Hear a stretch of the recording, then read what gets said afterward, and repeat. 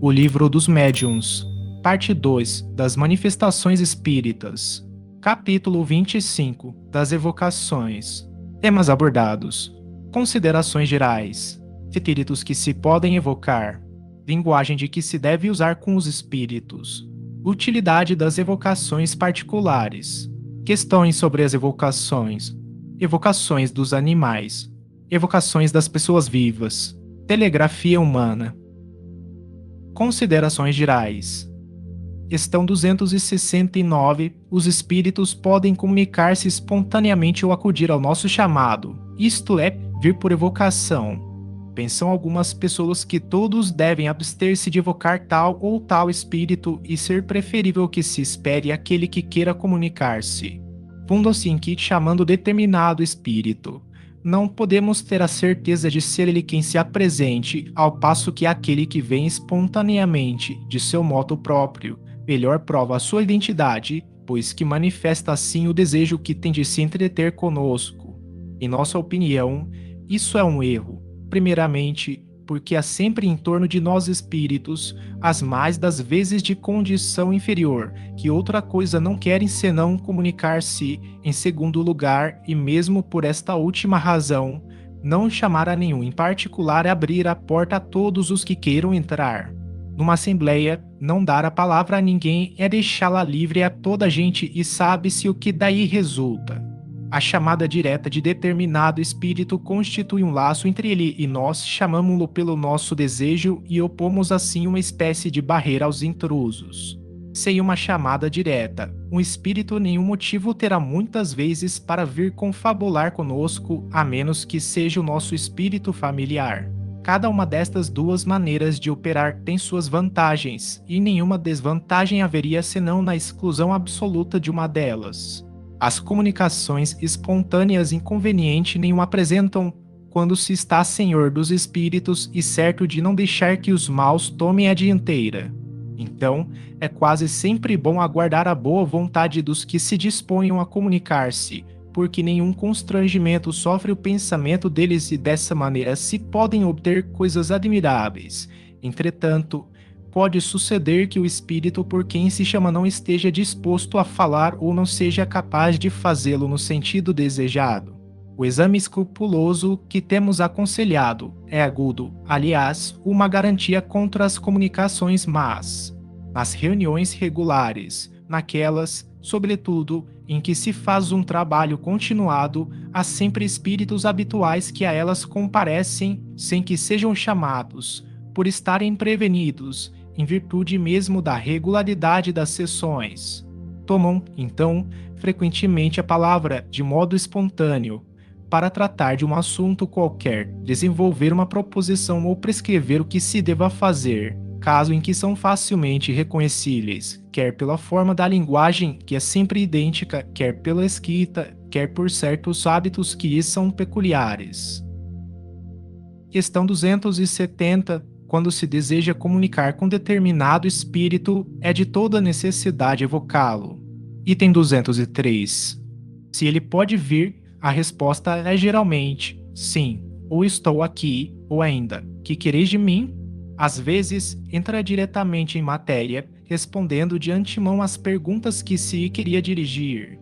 Quando um espírito é evocado pela primeira vez, convém designá-lo com alguma precisão.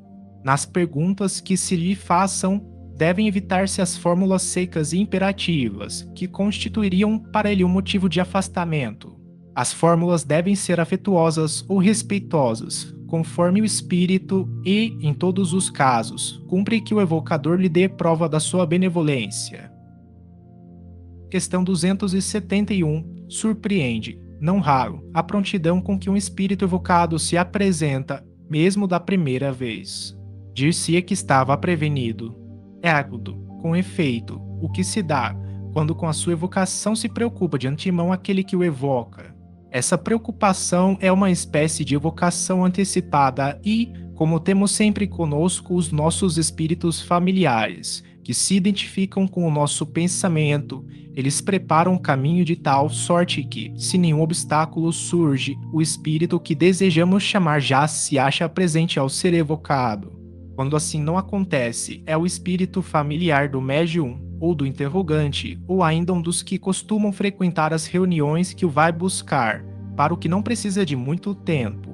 Se o espírito evocado não pode vir de pronto, o mensageiro, os pagãos diriam Mercúrio, marca um prazo às vezes de 5 minutos, um quarto de hora e até muitos dias. Logo que ele chega, diz: aqui estou. Podem então começar a ser feitas as perguntas que se quer dirigir. O mensageiro nem sempre é um intermediário indispensável, porquanto o espírito pode ouvir diretamente o chamado do evocador, conforme ficou dito no item 282, pergunta 5, sobre o modo de transmissão do pensamento. Quando dizemos que se faça a evocação em nome de Deus, queremos que a nossa recomendação seja tomada a sério e não levianamente. Os que nisso vejam o emprego de uma fórmula sem consequências farão melhor abstendo-se. Questão 272.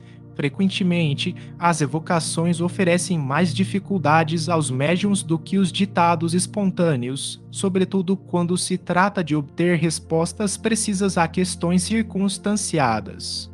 Para isto, são necessários médiuns especiais, ao mesmo tempo flexíveis e positivos, e já no item 193 vimos que estes últimos são bastante raros, por isso que, conforme dissemos, as relações fluídicas nem sempre se estabelecem instantaneamente com o primeiro espírito que se apresente.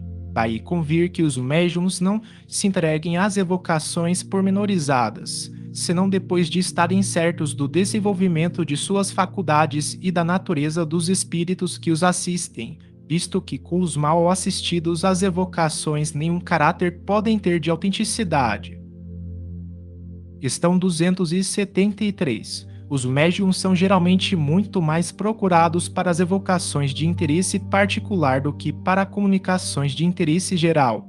Isto se explica pelo desejo muito natural que todos têm de confabular com os entes que lhes são caros. Julgamos dever fazer a este propósito algumas recomendações importantes aos médiuns.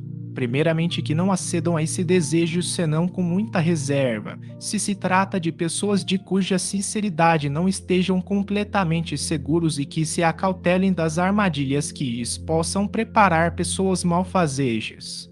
Em segundo lugar, que a tais evocações não se prestem, sob fundamento algum, se perceberem um fim de simples curiosidade ou de interesse, e não uma intenção séria da parte do evocador, que se recusem a fazer qualquer pergunta ociosa ou que sai do âmbito das que racionalmente se podem dirigir aos espíritos. As perguntas devem ser formuladas com clareza, precisão e sem ideia preconcebida, querendo-se respostas categóricas. Cumpre, pois, se repilam todas as que tenham caráter insidioso, porquanto é sabido que os espíritos não gostam das que têm por objetivo pô-los à prova.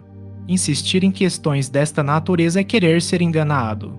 O evocador deve ferir franca e abertamente o ponto visado, sem subterfúgios e sem circunlóquios. Se receia explicar-se, melhor será que se abstenha.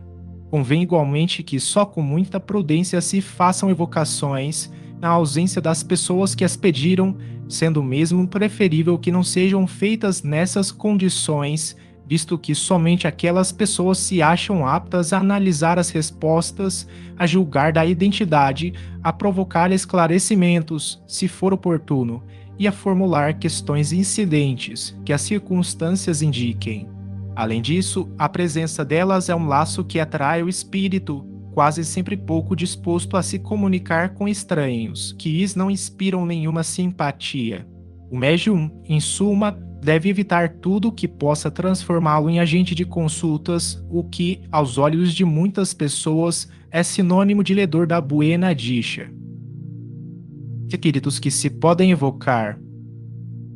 Questão 274. Todos os espíritos, qualquer que seja o grau em que se encontrem na escala espiritual, podem ser evocados, assim os bons, como os maus, tanto os que deixaram a vida de pouco, como os que viveram nas épocas mais remotas, os que foram homens ilustres, como os mais obscuros, os nossos parentes e amigos, como os que nos são indiferentes. Isto, porém, não quer dizer que eles sempre queiram ou possam responder ao nosso chamado, independente da própria vontade ou da permissão, que isso pode ser recusada por uma potência superior, é possível se achem impedidos de o fazer por motivos que nem sempre nos é dado conhecer. Queremos dizer que não há impedimento absoluto que se oponha às comunicações, salvo que dentro em pouco diremos. Os obstáculos capazes de impedir que um espírito se manifeste são quase sempre individuais e derivam das circunstâncias. Questão 275. Entre as causas que podem impedir a manifestação de um espírito, umas são pessoais e outras estranhas. Entre as primeiras, devem colocar-se as ocupações ou as missões que esteja desempenhando e das quais não pode afastar-se para ceder aos nossos desejos. Neste caso, sua visita apenas fica adiada. Há também a sua própria situação. Se bem que o estado de encarnação não constitua obstáculo absoluto, pode representar um impedimento, em certas ocasiões, sobretudo quando aquela se dá nos mundos inferiores e quando o próprio espírito está pouco desmaterializado. Nos mundos superiores, naqueles em que os laços entre o espírito e a matéria são muito fracos, a manifestação é quase tão fácil quanto no estado errante, mais fácil, em todo caso, do que nos mundos onde a matéria corpórea é mais compacta. As causas estranhas residem principalmente na natureza do médium, na da pessoa que evoca, no meio em que se faz a evocação, enfim, no objetivo que se tem em vista. Alguns médiums recebem mais particularmente comunicações de seus espíritos familiares, que podem ser mais ou menos elevados.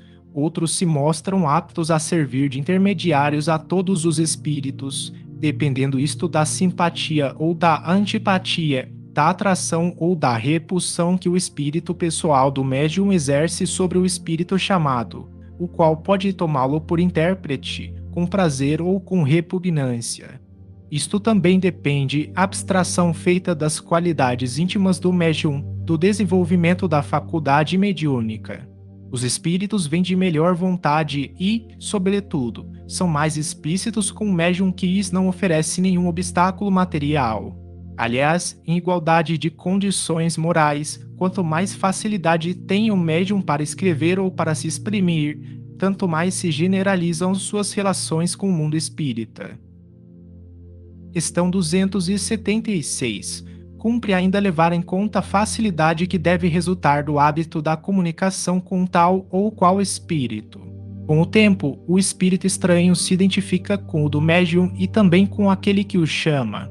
Posta de parte a questão da simpatia, entre eles se estabelecem relações fluídicas que tornam mais prontas as comunicações. Por isso é que uma primeira confabulação nem sempre é tão satisfatória quanto fora de desejar e que os próprios espíritos pedem frequentemente que os chamem de novo. O espírito que vem habitualmente está como em sua casa, fica familiarizado com seus ouvintes e intérpretes, fala e age livremente. Questão 277. Em resumo, do que acabamos de dizer resulta que a faculdade de evocar todo e qualquer espírito não implica para este a obrigação de estar à nossa disposição, que ele pode vir em certa ocasião e não vir noutra, com um médium ou um evocador que lhe agrade e não com outro dizer o que quer, sem poder ser constrangido a dizer o que não queira, isso e quando lhe aprouver, enfim, que por causas dependentes ou não da sua vontade, depois de se haver mostrado assíduo durante algum tempo, pode de repente deixar de vir.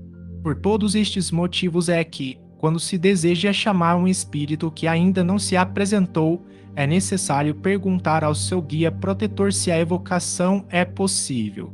Caso não seja, ele geralmente dá as razões e então é inútil insistir. Questão 278. Uma questão importante se apresenta aqui, a de saber se há ou não inconveniente em evocar maus espíritos. Isto depende do fim que se tenha em vista e do ascendente que se possa exercer sobre eles. O inconveniente é nulo quando são chamados com um fim sério, qual o de os instruir e melhorar.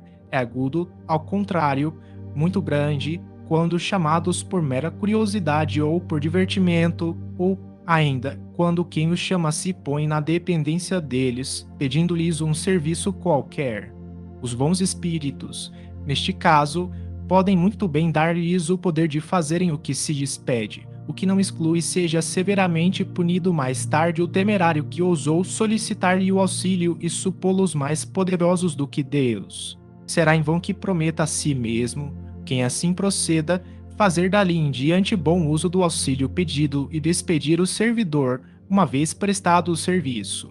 Esse mesmo serviço que se solicitou, por mínimo que seja, constitui um verdadeiro pacto firmado com o mau espírito, e este não larga facilmente a sua presa. Veja-se o item 212.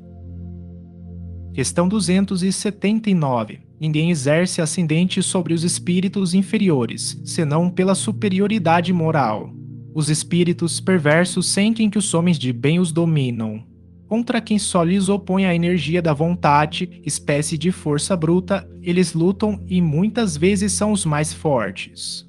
Alguém que procurava domar um espírito rebelde, unicamente pela ação da sua vontade, respondeu àquele: "Deixa-me em paz com teus ares de matamouros, que não vales mais do que eu", dir-se-ia um ladrão a pregar moral a outro ladrão. A quem se espante de que o nome de Deus, invocado contra eles, nenhum efeito produza. A razão desse fato deu-no a São Luís, a resposta seguinte: o nome de Deus só tem influência sobre os espíritos imperfeitos quando proferido por quem possa, pelas suas virtudes, servir-se dele com autoridade, pronunciado por quem nenhuma superioridade moral tenha com relação ao espírito. É uma palavra como qualquer outra. O mesmo se dá com as coisas santas com que se procure dominá-los. A mais terrível das armas se torna inofensiva em mãos inábeis a se servirem dela ou incapazes de manejá-la. Linguagem de que se deve usar com os espíritos. Questão 280. O grau de superioridade ou inferioridade dos espíritos indica naturalmente em que tom convém se lhes fale. É evidente que, quanto mais elevados eles sejam, tanto mais direito têm ao nosso respeito, às nossas atenções e à nossa submissão. Não lhes devemos demonstrar menos deferência do que lhes demonstraríamos, embora por outros motivos, se estivessem vivos. Na Terra, levaríamos em consideração a categoria e a posição social deles. No mundo dos espíritos, o nosso respeito tem que ser motivado pela superioridade moral de que desfrutam. A própria elevação que possuem os coloca acima das puerilidades das nossas fórmulas bajulatórias. Não é com palavras que se lhes pode captar a benevolência, mas pela sinceridade dos sentimentos. Seria, pois, ridículo estarmos a dar-lhes os títulos que os nossos usos consagram para a distinção das categorias e que porventura lhes lisonjeariam a vaidade, quando vivos. Se são realmente superiores, não somente nenhuma importância dão a esses títulos, como até lhes desagrada que os empreguemos. Um bom pensamento lhes é mais agradável do que os mais elogiosos epítetos. Se assim não fosse, eles não estariam acima da humanidade. O espírito de venerável eclesiástico, que foi na terra um príncipe da igreja, homem de bem, praticante da lei de Jesus, respondeu certa vez a alguém que o evocara dando-lhe o título de Monsenhor: "Deverias, ao menos, dizer, isso Monsenhor, porquanto aqui um só Senhor há, Deus. Fica sabendo, muitos vejo que na terra se ajoelhavam na minha presença, diante dos quais hoje me inclino." Quanto aos espíritos inferiores, o caráter que revelam nos traça a linguagem de que devemos usar para com eles. Aos que, embora inofensivos e até delicados, são levianos, ignorantes e estouvados. Dar-lhes tratamento igual ao que dispensamos aos espíritos sérios, como fazem certas pessoas, o mesmo fora que nos inclinarmos diante de um colegial ou diante de um asno que trouxesse barrete de doutor. O tom de familiaridade não seria descabido entre eles, que por isso não se formalizam, ao contrário, acolhem-no de muita boa vontade. Entre os espíritos inferiores, muitos há que são infelizes. Quaisquer que sejam as faltas que estejam espiando, seus sofrimentos constituem títulos tanto maiores à nossa comiseração, quanto é certo que ninguém pode lisonjear-se de não caberem estas palavras do Cristo: atire a primeira pedra aquele que estiver sem pecado. A benignidade que testemunhamos representa para eles um alívio. Em falta de simpatia, precisam encontrar em nós a indulgência que desejaríamos tivessem conosco. Os espíritos que revelam a sua inferioridade pelo cinismo da linguagem, pelas mentiras, pela baixeza dos sentimentos, pela perfídia dos conselhos, são, indubitavelmente, menos dignos do nosso interesse do que aqueles cujas palavras atestam o seu arrependimento, mas, pelo menos, devemos-lhes a piedade que nos inspiram os maiores criminosos, e o meio de os reconduzirmos ao silêncio consiste em nos mostrarmos superiores a eles, que não confiam senão nas pessoas de quem julgam nada terem que temer, porquanto os espíritos perversos sentem que os homens de bem, como os espíritos elevados, são seus superiores. Em resumo, tão irreverente seria tratarmos de igual para igual os espíritos superiores, quanto ridículo seria dispensarmos a todos, sem exceção, a mesma deferência. Tenhamos veneração para os que a merecem, reconhecimento para os que nos protegem e nos assistem e, para todos os demais, a benignidade de que talvez um dia venhamos a necessitar. Penetrando no mundo incorpóreo, aprendemos a conhecê-lo e esse conhecimento nos deve guiar em nossas relações com os que o habitam. Os antigos, na sua ignorância, levantaram-lhes altares. Para nós, eles são apenas criaturas mais ou menos perfeitas e altares só a Deus se levantam. Utilidade das evocações particulares. Questão 281. As comunicações que se obtêm dos espíritos muito elevados ou dos que animaram grandes personagens da antiguidade são preciosas, pelos altos ensinamentos que encerram. Esses espíritos conquistaram um grau de perfeição que lhes permite abranger muito mais extenso campo de ideias, penetrar mistérios que escapam ao alcance vulgar da humanidade e, por conseguinte, iniciar-nos melhor do que outros em certas coisas. Não se segue daí sejam inúteis as comunicações dos espíritos de ordem menos elevada. Delas muita instrução colhe o observador. Para se conhecerem os costumes de um povo, mister se faz estudá-lo em todos os graus da escala. Mal o conhece quem não tenha visto senão por uma face. A história de um povo não é a dos seus reis, nem a das suas sumidades sociais. Para julgá-lo, é preciso vê-lo na vida íntima, nos hábitos particulares. Ora, os espíritos superiores são as sumidades do mundo espírita. A própria elevação em que se acham os coloca de tal modo acima de nós, que nos aterra a distância que deles estamos. Espíritos mais burgueses que se nos relevem esta expressão nos tornam mais palpáveis as circunstâncias da nova existência em que se encontram. Neles, a ligação entre a vida corpórea e a vida espírita é mais íntima, compreendemos-la melhor porque ela nos toca mais de perto, aprendendo, pelo que eles nos dizem, em que se tornaram o que pensam e o que experimentam nos homens de todas as condições e de todos os caracteres, assim os de bem como os viciosos, os grandes e os pequenos, os ditosos e os desgraçados do século, numa palavra, os que viveram entre nós, os que vimos e conhecemos, os de quem sabemos a vida real, as virtudes e os erros. Bem lhes compreendemos as alegrias e os sofrimentos, almas e outros nos associamos e destes e daquelas tiramos um ensinamento moral, tanto mais proveitoso quanto mais estreitas forem as nossas relações com eles. Mais facilmente nos pomos no lugar daquele que foi nosso igual, do que no de outro que apenas divisamos através da miragem de uma glória celestial. Os espíritos vulgares nos mostram a aplicação prática das grandes e sublimes verdades, cuja teoria os espíritos superiores nos ministram. Aliás, no estudo de uma ciência, nada é inútil. Newton achou a lei das forças do universo no mais simples dos fenômenos. A evocação dos espíritos vulgares tem, além disso, a vantagem de nos pôr em contato com espíritos sofredores, que podemos aliviar e cujo adiantamento podemos facilitar por meio de bons conselhos. Todos, pois, nos podemos tornar úteis ao mesmo tempo que nos instruímos. Há egoísmo naquele que somente a sua própria satisfação procura nas manifestações dos espíritos, e dá prova de orgulho àquele que deixa de estender a mão em socorro dos desgraçados. De que serve obter belas comunicações de espíritos de escola, se isso não faz melhor para consigo mesmo, nem mais caridoso e benévolo para com seus irmãos deste mundo e do outro? Que seria dos pobres doentes, se os médicos se recusassem a lhes tocar as chagas? Questões sobre as evocações. Questão 282. Primeira. Pode alguém, sem ser médium, evocar os espíritos?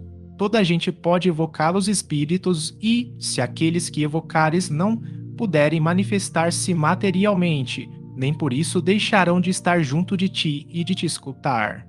Segunda. O espírito evocado atende sempre ao chamado que se lhe dirige? Isso depende das condições em que se encontre, porquanto há circunstâncias em que não pode fazer. Terceira, quais as causas que podem impedir atenda um espírito ao nosso chamado? Em primeiro lugar, a sua própria vontade, depois, o seu estado corporal, se acha encarnado, as missões de que esteja encarregado ou, ainda, o lhe ser, para isso, negada a permissão. Há espíritos que nunca podem comunicar-se, os que, por sua natureza, ainda pertencem a mundos inferiores à Terra. Tampouco podem os que se acham nas esferas de punição, a menos que especial permissão lhes seja dada com um fim de utilidade geral. Para que um espírito possa comunicar-se, preciso tenha alcançado o grau de adiantamento do mundo onde o chamam, pois, do contrário, estranho que lhe as ideias desse mundo, em um ponto de comparação terá para se exprimir. O mesmo já não se dá com os que estão em missão, ou em estação, nos mundos inferiores. E se têm as ideias necessárias para responder ao chamado. Quarta, por que motivo pode a um espírito ser negada permissão para se comunicar? Pode ser uma prova ou uma punição, para ele ou para aquele que o chama. Quinta, como podem os espíritos, dispersos pelo espaço ou pelos diferentes mundos, ouvir as evocações que lhes são dirigidas de todos os pontos do universo? Muitas vezes são prevenidos pelos espíritos familiares que vos cercam e que os vão procurar. Porém, aqui se passa um fenômeno difícil de vos ser explicado, porque ainda não podeis compreender o modo de transmissão do pensamento entre os espíritos. O que te posso afirmar é que o espírito evocado, por muito afastado que esteja, recebe, por assim dizer, o choque do pensamento como uma espécie de comoção elétrica que lhe chama a atenção para o lado de onde veio o pensamento que o atinge. Pode dizer-se que ele ouve o pensamento, como na Terra ouves a voz. Será o fluido universal o veículo do pensamento, como o ar é o do som? Sim, com a diferença de que o som não pode fazer-se ouvir senão dentro de um espaço muito limitado, enquanto o pensamento alcança o infinito. O espírito, no além, é como o viajante que, em meio de vasta planície, ouvindo pronunciar o seu nome, se dirige para o lado de onde o chamam. Sexta, sabemos que as distâncias nada são para os espíritos, contudo, causas tanto ver que respondem tão prontamente ao chamado, como se estivessem muito perto. É que, com efeito, às vezes o estão. Se a evocação é premeditada, o espírito se acha de antemão prevenido e frequentemente se encontra no lugar onde o vão evocar antes que o chamem. Sétima, dar-se-á que o pensamento do evocador seja mais ou menos facilmente percebido, conforme as circunstâncias. Sem dúvida alguma. O espírito é mais vivamente atingido quando chamado por um sentimento de simpatia e de bondade. É como uma voz amiga que ele reconhece. A não se dar isso, acontece com frequência que a evocação nenhum efeito produz. O pensamento que se desprende da evocação toca ao espírito, se é mal dirigido, perde-se no vácuo. Dá-se com os espíritos o que se dá com os homens, se aquele que os chama lhes é indiferente ou antipático. Podem ouvi-lo, porém, as mais das vezes, não o atendem. Oitava, o espírito evocado vem espontaneamente ou constrangido? Obedece à vontade de Deus, isto é a lei geral que rege o universo. Todavia, a palavra constrangido não se ajusta ao caso, porquanto o espírito julga da utilidade de vir ou deixar de vir. Ainda aí exerce o livre-arbítrio. O espírito superior vem sempre que chamado com fim útil, não se nega a responder, senão a pessoas pouco sérias e que tratam destas coisas por divertimento. Nona, pode o espírito evocado negar-se a atender ao chamado que é dirigido? Perfeitamente. Onde estaria o seu livre-arbítrio, se assim não fosse? Pensais que todos os seres do universo estão às vossas ordens. Vós mesmos vos considerais obrigados a responder a todos os que vos pronunciam os nomes. Quando digo que o espírito pode recusar-se, refiro-me ao pedido do evocador, visto que um espírito inferior pode ser constrangido a vir por um espírito superior. 10ª, haverá, para o evocador, meio de constranger um espírito a vir a seu mau grado? Nenhum, desde que o espírito lhe seja igual ou superior em moralidade. Digo em moralidade e não em inteligência, porque, então, nenhuma autoridade tem o evocador sobre ele. Se é inferior, o evocador pode consegui-lo, desde que seja para bem do espírito, porque, nesse caso, outros espíritos o secundarão.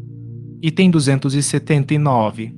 11ª. Haverá inconveniente em se evocarem espíritos inferiores e será de temer que, chamando-os, o evocador lhes fique sob o domínio? Eles não dominam senão os que se deixam dominar. Aquele que é assistido por bons espíritos nada tem que temer. Impõe-se aos espíritos inferiores se não estes a ele.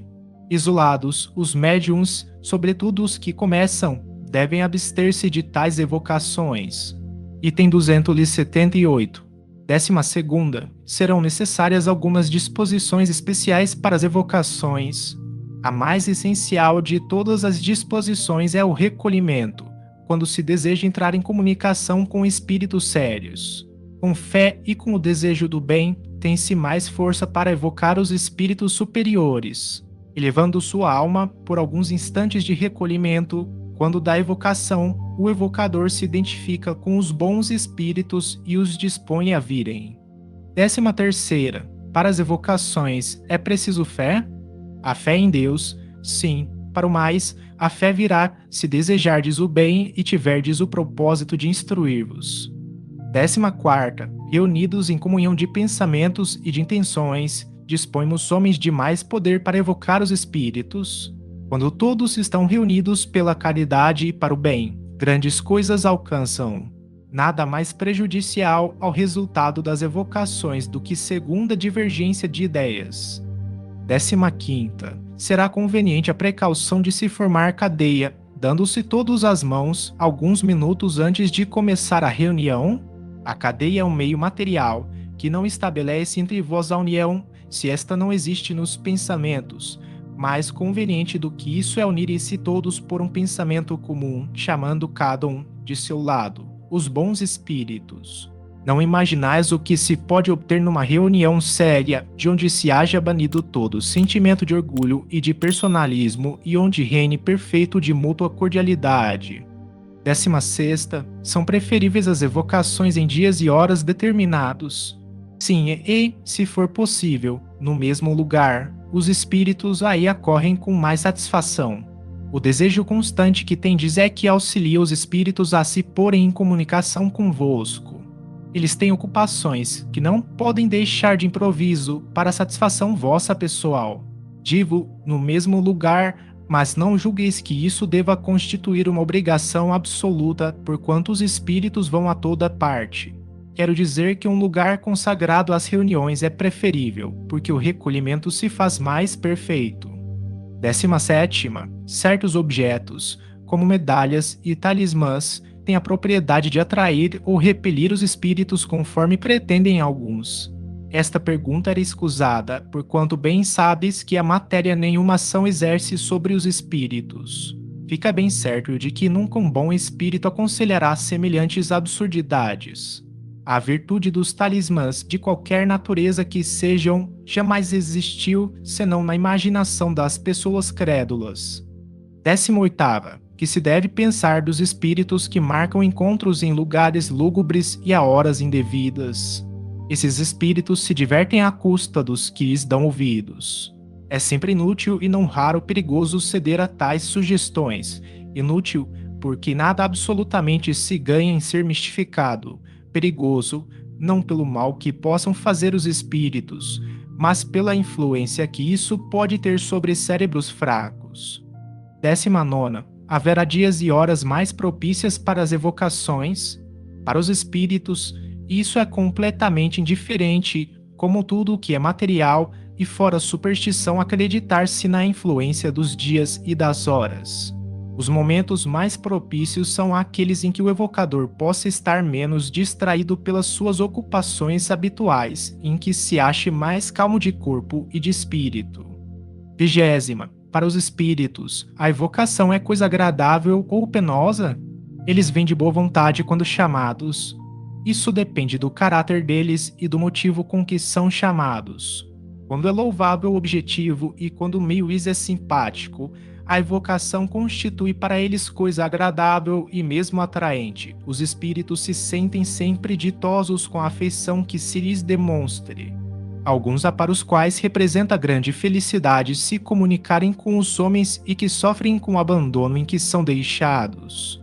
Mas, como já disse, isto igualmente depende dos caracteres deles. Entre os espíritos, também há misantropos, que não gostam de ser incomodados e cujas respostas se pressentem do mau humor em que vivem, sobretudo quando chamados por pessoas que são indiferentes, pelas quais não se interessam. Um espírito nenhum motivo tem, muitas vezes, para atender ao chamado de um desconhecido, que é indiferente e que quase sempre tem a inspirá-lo: a curiosidade.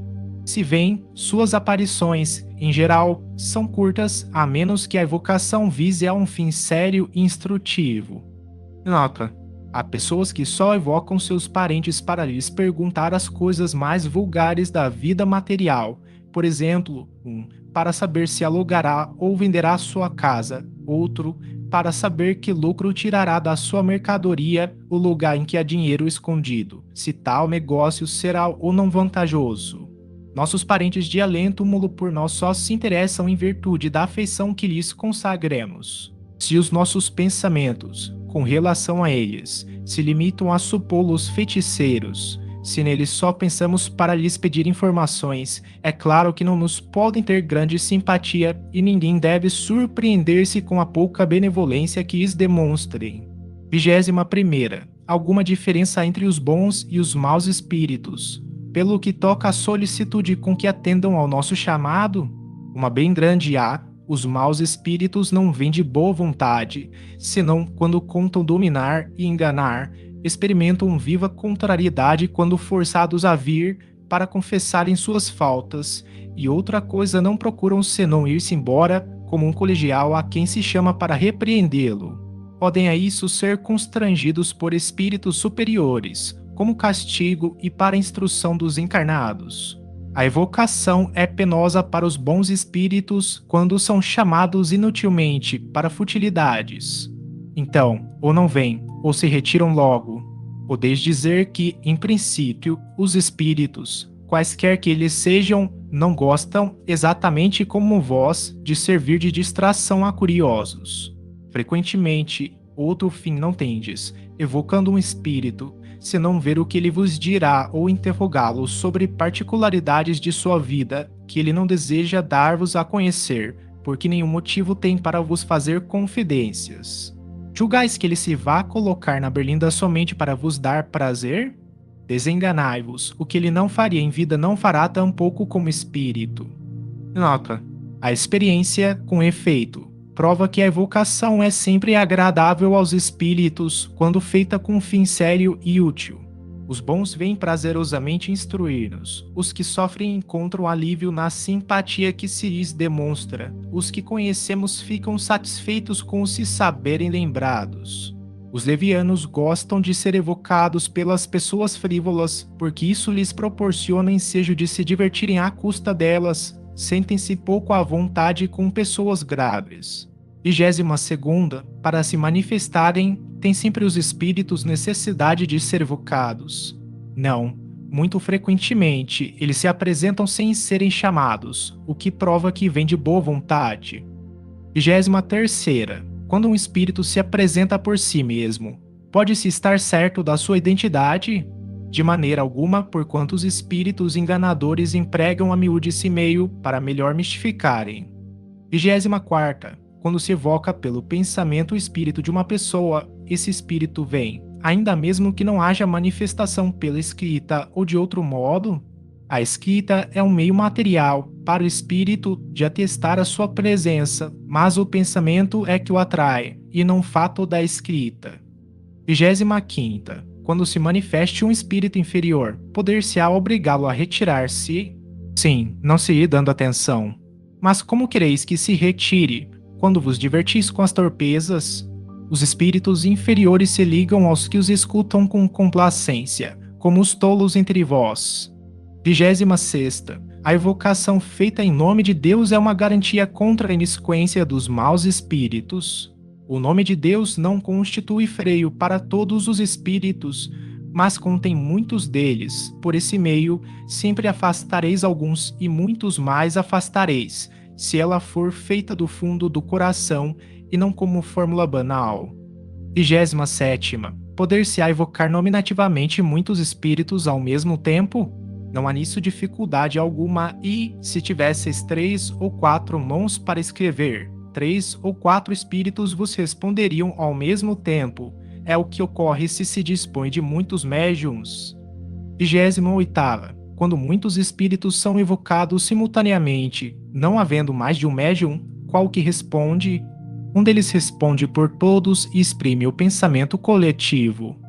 29ª. Poderia o mesmo espírito comunicar-se simultaneamente, durante uma sessão, por 2 médiuns diferentes, tão facilmente quanto entre vós os que ditam várias cartas ao mesmo tempo. Nota: vimos um espírito responder, servindo-se de 2 médiuns ao mesmo tempo, as perguntas que lhe eram dirigidas, por um em francês, por outro em inglês, sendo idênticas as respostas quanto ao sentido. Algumas até eram a tradução literal de outras. 2 espíritos, evocados simultaneamente por 2 médiuns, podem travar entre si uma conversação, sem que este modo de comunicação lhe seja necessário, pois que reciprocamente um lê os pensamentos do outro, eles se prestam a isso algumas vezes, para nossa instrução.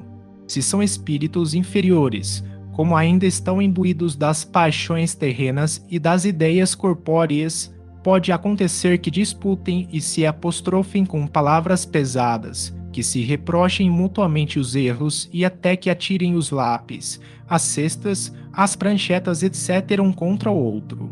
30ª.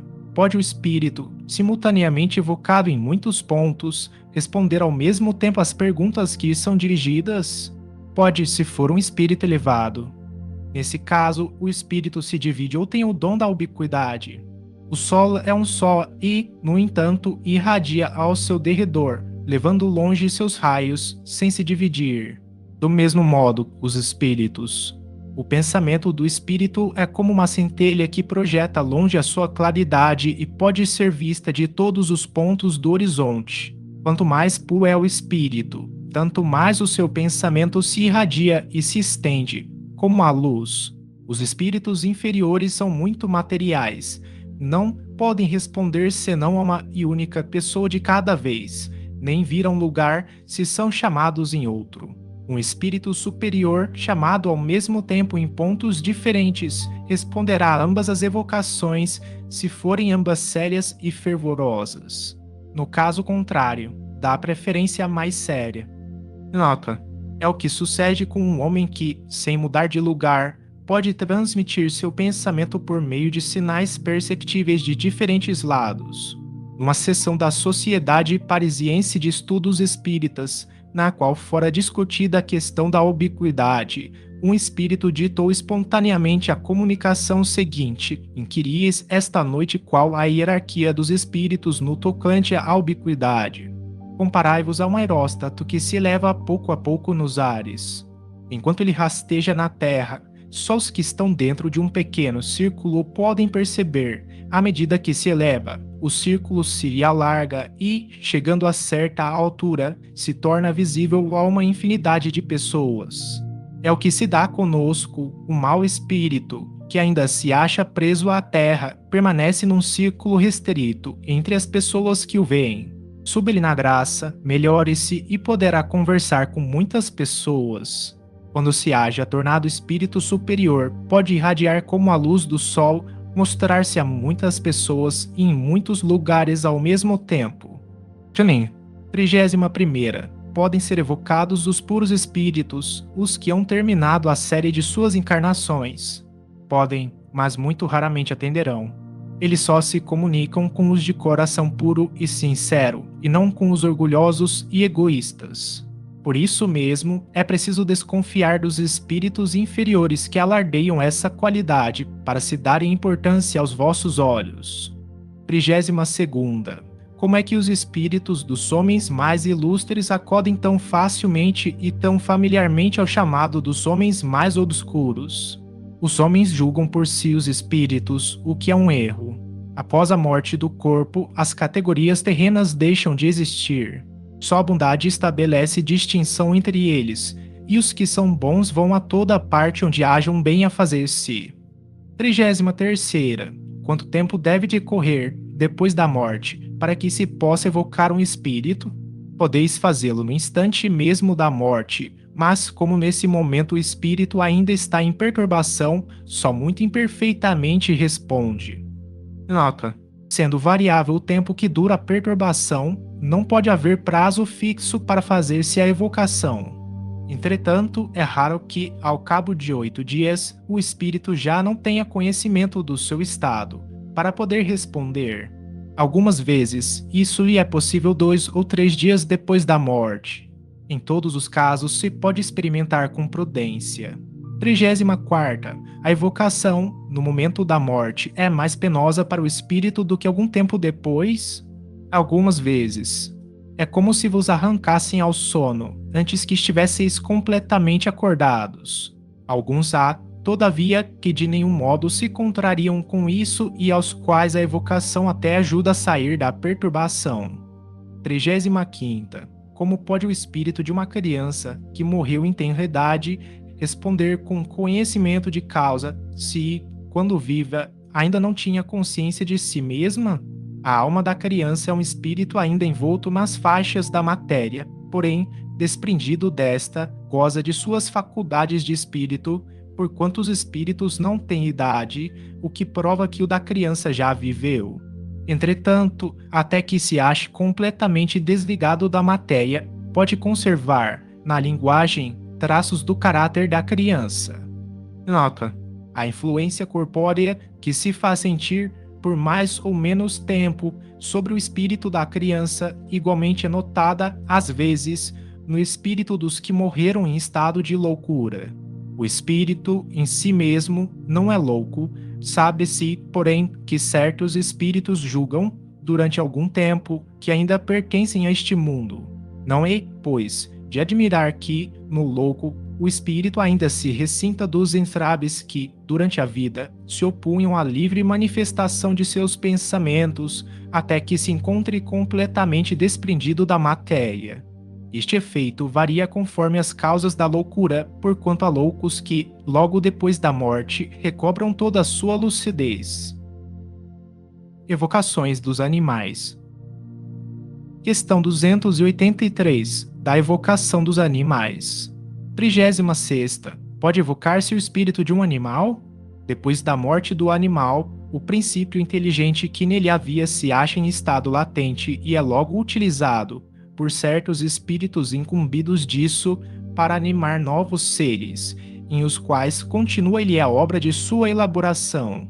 Assim, no mundo dos espíritos, não há errantes espíritos de animais, porém unicamente espíritos humanos. Como é então que, tendo evocado animais, algumas pessoas são obtido resposta? Evoca um rochedo e ele te responderá. Há sempre uma multidão de espíritos prontos a tomar a palavra sob qualquer pretexto. Nota: pela mesma razão, se evocar um mito ou uma personagem alegórica, eles responderão, isto é, algum espírito responderá por eles e isto tomará o caráter e as maneiras. Alguém teve um dia a ideia de evocar Tartufo e Tartufo veio logo. Mais ainda, falou de Ergon, de Elmira, de Dâmide e de Valéria, de quem deu notícias. Quanto a si próprio, imitou o hipócrita com tanta arte que se diria o próprio Tartufo se este houver existido. disse mais tarde ser o espírito de um ator que desempenhara esse papel. Os espíritos levianos se aproveitam sempre da inexperiência dos interrogantes, guardam-se, porém, de dirigir-se aos que lhes sabem bastante esclarecidos para lhes descobrir as imposturas e que não lhes dariam crédito aos contos. O mesmo sucede entre os homens. Um senhor tinha em seu jardim um ninho de pintacilgos, pelos quais se interessava muito. Certo dia, desapareceu o ninho. Tendo-se certificado de que ninguém da sua casa era culpado do delito, como fosse ele médium, teve a ideia de evocar a mãe das avezinhas. Ela veio e disse em muito bom francês: "A ninguém acuses e tranquiliza-te quanto à sorte de meus filhinhos." Foi o gato que, saltando, derribou o ninho, encontrá-lo-ás debaixo dos arbustos, assim como os passarinhos, que não foram comidos. Feita a verificação, reconheceu ele exato o que lhe fora dito. Dever-se-á concluir ter sido o pássaro quem respondeu? Certamente que não, mas apenas um espírito que conhecia a história. Isso prova quanto se deve desconfiar das aparências e quanto é preciosa a resposta acima. Evoca um rochedo e ele te responderá. Veja-se atrás o capítulo da mediunidade nos animais, item 234. Evocações das pessoas vivas. Questão 284, da evocação das pessoas vivas. 37ª. A encarnação do espírito constitui obstáculo à sua evocação? Não, mas é necessário que o estado do corpo permita que no momento da evocação o espírito se desprenda. Com tanto mais facilidade vem o espírito encarnado, quanto mais elevado for em categoria o mundo onde ele está, porque menos materiais são lá os corpos. 38ª. Pode evocar-se o espírito de uma pessoa viva? Pode-se, visto que se pode evocar um espírito encarnado. O espírito de um vivo também pode, em seus momentos de liberdade, se apresentar sem ser evocado. Isto depende da simpatia que tenha pelas pessoas com quem se comunica. Veja-se, no item 116, a história do homem da tabaqueira. 39ª. Em que estado se acha o corpo da pessoa cujo espírito é evocado? Dorme ou cochila, é quando o espírito está livre. Poderia o corpo despertar enquanto o espírito está ausente? Não, o espírito é forçado a reentrar na sua habitação se, no momento, ele estiver confabulando convosco, deixa-vos e às vezes diz por que motivo. 40ª. Como, estando ausente do corpo, o espírito é avisado da necessidade da sua presença. O espírito jamais está completamente separado do corpo vivo em que habita. Qualquer que seja a distância a que se transporte, a ele se conserva ligado por um laço fluídico que serve para chamá-lo quando se torne preciso. Esse laço só a morte o rompe. Nota: esse laço fluídico ha sido muitas vezes percebido por médiuns videntes. É uma espécie de cauda fosforescente que se perde no espaço e na direção do corpo. Alguns espíritos são dito que por aí é que reconhecem os que ainda se acham presos ao mundo corporal. 41ª. Que sucederia se, durante o sono e na ausência do espírito, o corpo fosse mortalmente ferido? O espírito seria avisado e voltaria antes que a morte se consumasse. 41ª. Assim, não poderá dar-se que o corpo morra na ausência do espírito e que este, ao voltar, não possa entrar? Não, seria contrário à lei que rege a união da alma e do corpo. 41ª. Mas se o golpe for dado subitamente e de improviso, o espírito será prevenido antes que o golpe mortal seja vibrado. Nota: interrogado sobre este fato, respondeu o espírito de um vivo: se o corpo pudesse morrer na ausência do espírito, este seria um meio muito cômodo de se cometerem suicídios hipócritas. 42ª. O espírito de uma pessoa evocada durante o sono é tão livre de se comunicar como o de uma pessoa morta? Não, a matéria sempre o influencia mais ou menos. Nota: uma pessoa que se achava nesse estado e a quem foi feita essa pergunta respondeu: estou sempre ligada à grilheta que arrasto comigo. 42ª. Nesse estado, poderia o espírito ser impedido de vir por se achar em outra parte? Sim. Pode acontecer que o espírito esteja num lugar onde lhe apraz permanecer e então não acode à evocação. sobretudo quando feita por quem não interesse. 43ª. É absolutamente impossível evocar-se o espírito de uma pessoa acordada? Ainda que difícil, não é absolutamente impossível, porquanto, se a evocação produz efeito, pode dar-se que a pessoa adormeça, mas o espírito não pode comunicar-se como espírito, senão nos momentos em que a sua presença não é necessária à atividade inteligente do corpo. Nota: a experiência prova que a evocação feita durante o estado de vigília pode provocar o sono, ou, pelo menos, um torpor aproximado do sono, mas semelhante efeito não se pode produzir senão por ato de uma vontade muito enérgica e se existirem laços de simpatia entre as duas pessoas. De outro modo, a evocação nenhum resultado dá. Mesmo no caso de a evocação poder provocar o sono, se o momento é inoportuno, a pessoa, não querendo dormir, oporá resistência e, se sucumbir, seu espírito ficará perturbado e dificilmente responderá. Segue-se daí que o momento mais favorável para a evocação de uma pessoa viva é o do sono natural, porque, estando livre, seu espírito pode vir ter com aquele que o chama, do mesmo modo que poderá ir a algures.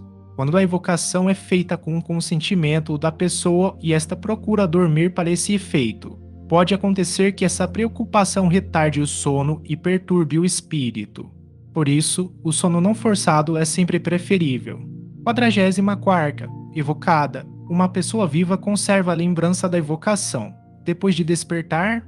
Não, vós mesmos o sois mais frequentemente do que pensais. Só o espírito sabe, podendo às vezes deixar do fato uma impressão vaga, qual a de um sonho. 44ª. Quem pode evocar-nos, sendo nós, como somos, seres obscuros? Pode suceder que em outras existências tenhais sido pessoas conhecidas nesse mundo, ou em outros. Podem fazê-lo igualmente vossos parentes e amigos nesse mundo, ou em outros. Suponhamos que teu espírito tenha animado o corpo do pai de outra pessoa. Pois bem, quando essa pessoa evocar seu pai, é teu espírito que será evocado e quem responderá.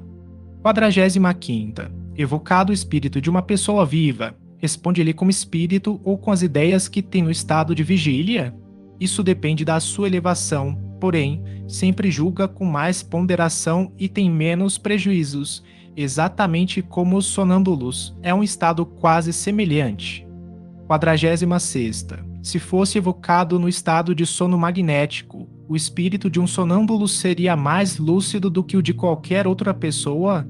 Responderia sem dúvida mais facilmente, por estar mais desprendido.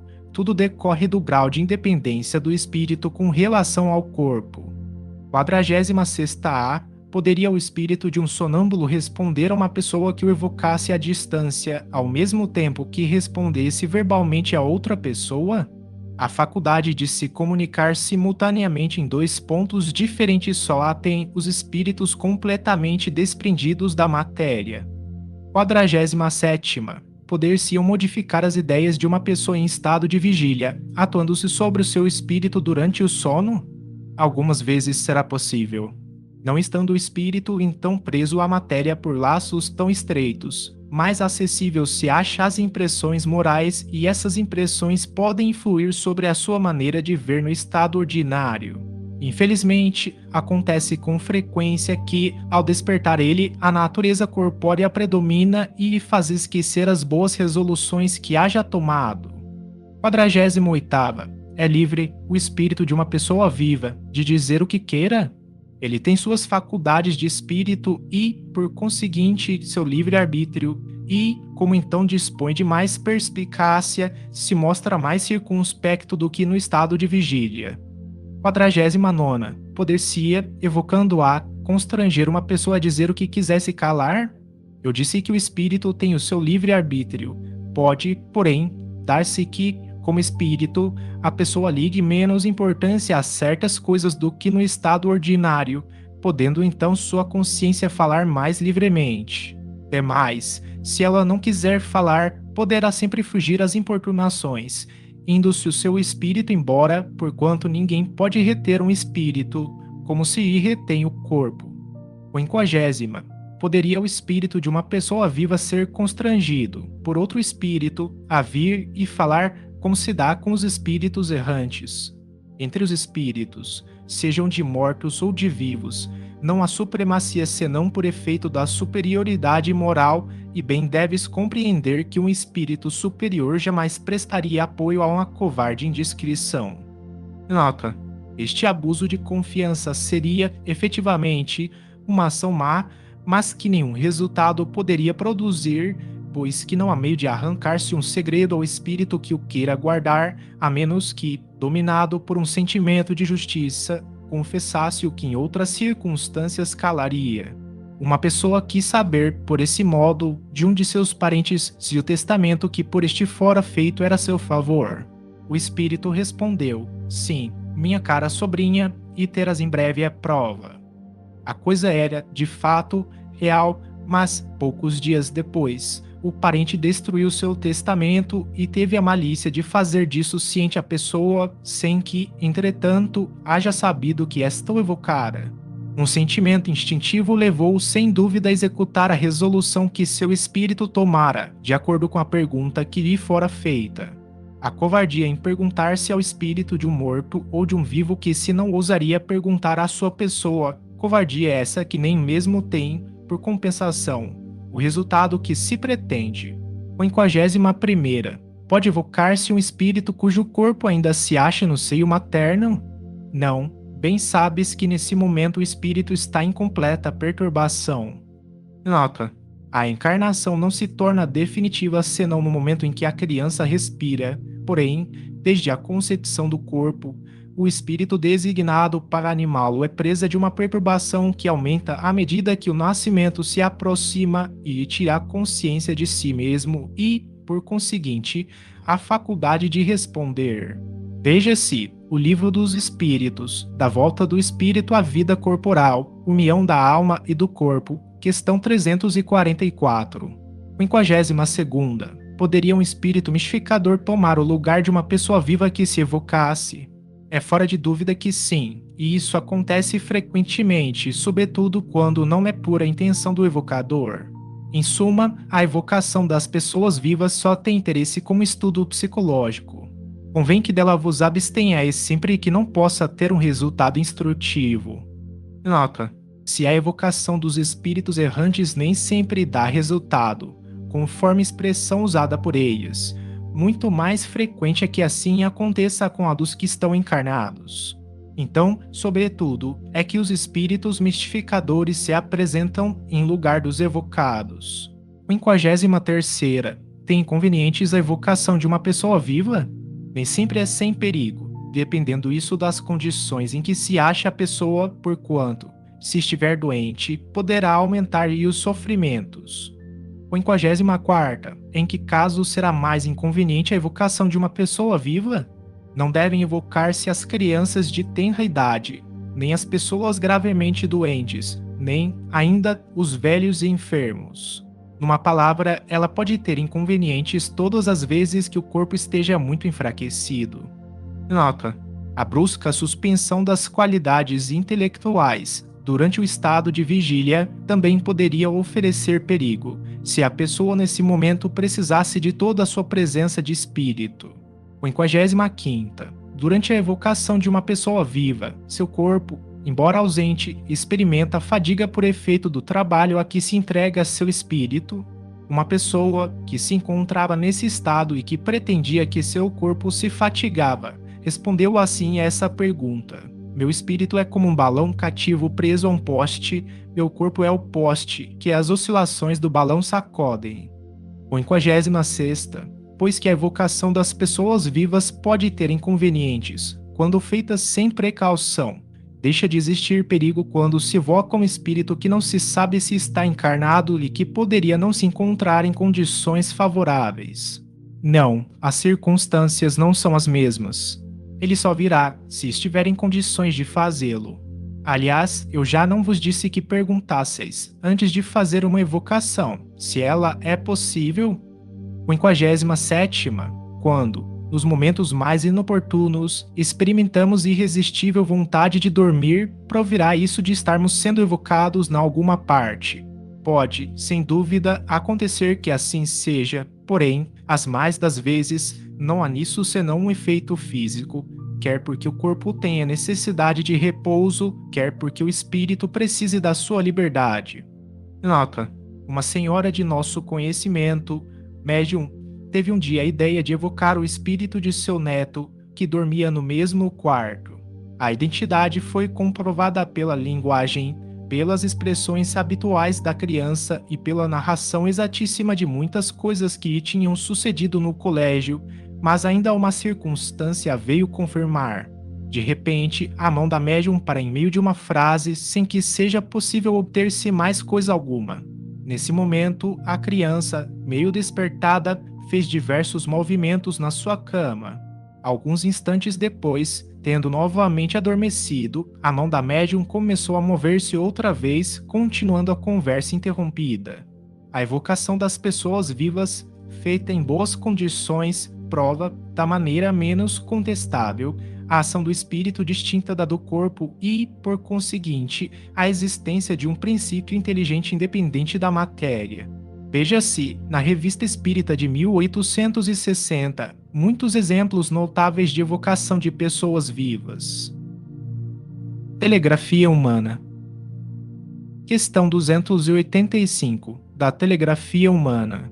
58ª. Evocando-se reciprocamente, poderiam duas pessoas transmitir de uma outra seus pensamentos e corresponder-se. Certamente, e essa telegrafia humana será um dia um meio universal de correspondência. 58ª. Porque não será praticada desde já? É praticável para certas pessoas, mas não para toda a gente. Preciso é que os homens se depurem, a fim de que seus espíritos se desprendam da matéria, e isso constitui uma razão a mais para que a evocação se faça em nome de Deus. Até lá, continuará circunscrita às almas de escola e desmaterializadas, o que raramente se encontra nesse mundo, dado o estado dos habitantes da Terra.